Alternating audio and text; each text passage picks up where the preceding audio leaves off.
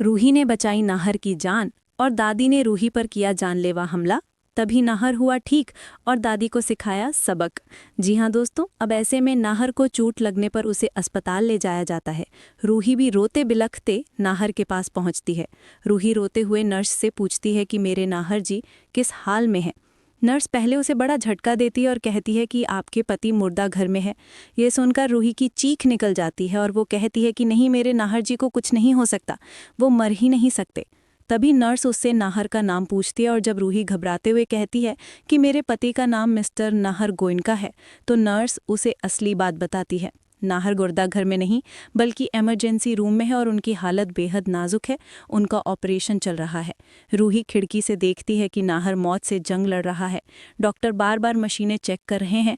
कभी उसकी सांस धीमी हो जाती है तो कभी धड़कन तेज हो जाती है। डॉक्टर कहते हैं कि तुरंत सर्जरी करना बेहद ज़रूरी है, वरना नाहर की जान जा सकती है। ये सब देखकर रूही अपने आप को ही दोषी मानने लगती है। इसी बीच रूही नाहर का फ़ोन उठाती है और घर पर कॉल करके बताती है कि दादी, नाहर जी को खदान में काम करते हुए गहरी चोट लगी है और उनको ऑपरेशन चल रहा है। आप समर, जूही और पापा को लेकर तुरंत अस्पताल आइए।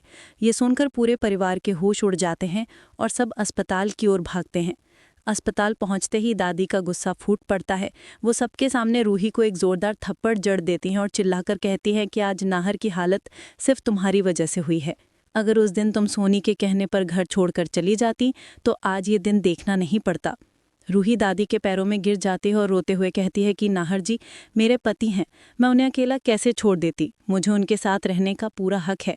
इतना सुनकर समर दादी से कहता है कि बस भी कीजिए दादी, अगर उस दिन आपने रूही भाभी को गलत बातें नहीं सुनाई होती तो नाहर भाई आज अस्पताल में मौत से नहीं लड़ रहे होते।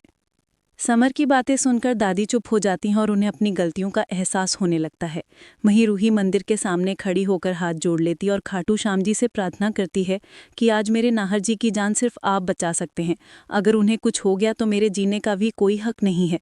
उधर ऑपरेशन थिएटर के अंदर डॉक्टर पूरी कोशिश कर रहे हैं।